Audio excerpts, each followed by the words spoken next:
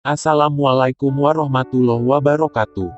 Putra dari pasangan Abdul Karim Amrullah dan Siti Safiyah binti Gelanggar, Buya Hamka adalah seorang ulama, politisi dan sastrawan besar yang dihormati dan disegani di kawasan Asia hingga Timur Tengah. Pengabdian dan pengorbanan Buya Hamka dalam membangun kesadaran umat Islam mendapat apresiasi dari pemerintah berupa gelar pahlawan nasional pada tahun 2011. Hamka sendiri merupakan singkatan dari Haji Abdul Malik Karim Amrullah, dan Buya adalah panggilan khas untuk orang Minangkabau. Tak seperti kebanyakan para tokoh, pendidikan formal Buya ditempuh hanya sampai kelas 2 SD Maninjau. Saat Buya berumur 10 tahun, pada 1906, ia mendalami ilmu agama di Sumatera Tawalib di Padang Panjang, sekolah Islam yang didirikan ayahnya sepulang dari Makkah. Buya Hamka adalah seorang yang selalu haus akan ilmu. Beliau adalah sosok yang ingin terus belajar dan berkembang. Sejak sekolah itu, Buya mulai mendalami agama Islam dan Arab, serta menambah wawasan di surau dan masjid bersama sejumlah ulama terkemuka. Pada tahun 1927, Buya Hamka memulai karirnya sebagai guru agama di Perkebunan Tebing Tinggi, Medan. Buya pun mengabdi di Padang juga sebagai guru agama dan mendirikan Madrasah Mubalighin. Tak hanya agama, Buya juga menguasai berbagai ilmu yakni filsafat, sastra, sejarah, sosiologi, dan politik. Buya mempelajari semua itu secara otodidak, tanpa pendidikan khusus. Jurnalistik pun menjadi salah satu ketertarikannya. Sejak awal tahun 1920-an, Buya menekuni ilmu jurnalistik dan berkarir sebagai wartawan, penulis, editor, dan penerbit di berbagai surat kabar.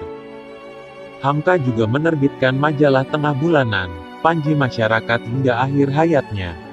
Pada waktu bersamaan, Buya ikut mendirikan Muhammadiyah dan Pusat Latihan Pendakwah Muhammadiyah. Selang 5 tahun, Buya pindah ke Medan dan pada tahun 1945 kembali ke kampung halaman.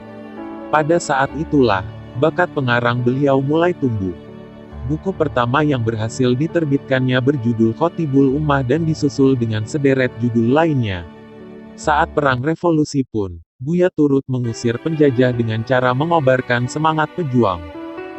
Pada tahun 1957, Hamka kembali ke dunia pendidikan dan menjadi dosen UI dan Universitas Muhammadiyah. Karirnya pun terus menanjak dan terpilih sebagai Rektor Perguruan Tinggi Islam Indonesia. Muhammadiyah mengabadikan namanya menjadi sebuah perguruan tinggi di Yogyakarta dan Jakarta sebagai bentuk apresiasi perjuangan dan pengabdian Buya Hamka dalam bidang pendidikan. Inilah beberapa kutipan beserta artinya dari Buya Hamka yang patut kita maknai. Kalau hidup sekedar hidup, babi di hutan juga hidup. Kalau bekerja sekedar bekerja, kera juga bekerja. Kalau hidup sekedar hidup, babi di hutan juga hidup. Artinya, kalau hidup cuma untuk makan dan tidur, binatang pun bisa melakukannya. Sebagai manusia tentu mesti punya nilai lebih. Hidup bukan untuk makan dan tidur, tapi makan dan tidur untuk hidup, agar dapat menjadi bernilai hidupnya bagi sesama. Sebagai manusia, kalau bekerja sekedar bekerja, apa bedanya dengan kera? Kera juga bisa bekerja dengan keahliannya. Kita sebagai manusia dengan segala pembenarannya bekerja sekedar mendapat imbalan. Oleh sebab itu dalam bekerja kita kehilangan rasa. Seringkali keadaan yang menyebabkan kita berlaku demikian. Apalagi di tempat kita bekerja tidak ada apresiasinya. Yang rajin dan yang malas sama saja penghargaannya. Apa artinya bekerja rajin dan sungguh-sungguh kalau hasilnya toh sama saja? Dalam kondisi ini keluguan dan semangat kita hilang. Bekerja jadi sekedar bekerja. Secara logika kita anggap benar.